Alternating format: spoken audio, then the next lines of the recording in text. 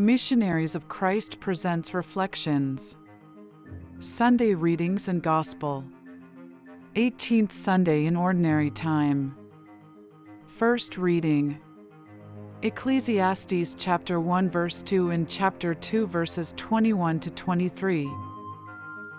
Vanity of vanities, says the preacher, vanity of vanities. All is vanity. Because sometimes a man who has toiled with wisdom and knowledge and skill must leave all to be enjoyed by a man who did not toil for it. This also is vanity and a great evil. What has a man from all the toil and strain with which he toils beneath the sun? For all his days are full of pain, and his work is a vexation, even in the night his mind does not rest. This also is vanity. Second reading. Colossians chapter 3 verses 1 to 5 and 9 to 11. If then you have been raised with Christ, seek the things that are above, where Christ is, seated at the right hand of God. Set your minds on things that are above, not on things that are on earth. For you have died, and your life is hid with Christ in God. When Christ, who is our life, appears, then you also will appear with him in glory.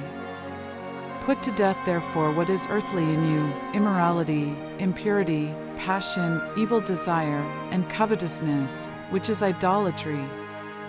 Do not lie to one another, seeing that you have put off the old nature with its practices and have put on the new nature, which is being renewed in knowledge after the image of its Creator. Here there cannot be Greek and Jew, circumcised and uncircumcised, barbarian, Scythian, slave, free man, but Christ is all, and in all. Gospel reading. Luke chapter 12 verses 13 to 21. One of the multitude said to him, "Teacher, bid my brother divide the inheritance with me." But he said to him, "Man, who made me a judge or divider over you?" And he said to them, "Take heed, and beware of all covetousness, for a man's life does not consist in the abundance of his possessions." And he told them a parable, saying, The land of a rich man brought forth plentifully, and he thought to himself, What shall I do, for I have nowhere to store my crops? And he said, I will do this, I will pull down my barns, and build larger ones, and there I will store all my grain and my goods. And I will say to my soul, Soul, you have ample goods laid up for many years, take your ease, eat, drink, be merry. But God said to him, Fool, this night your soul is required of you, and the things you have prepared, whose will they be? So is he who lays up treasure for himself, and is not rich toward God. Reflection. This story pierces through the illusion of security that material wealth offers. It reminds us that true richness is not measured by what we accumulate, but by how deeply we are rooted in God's love.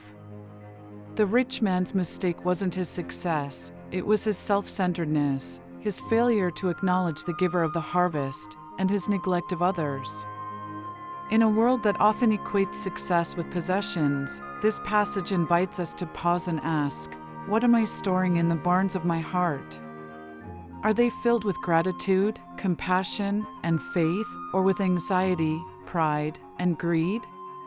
Let us be rich toward God by investing in what truly lasts: relationships, service, prayer, and love. For when our soul is called home, it is not our barns that will speak for us, but the fruit of our spirit.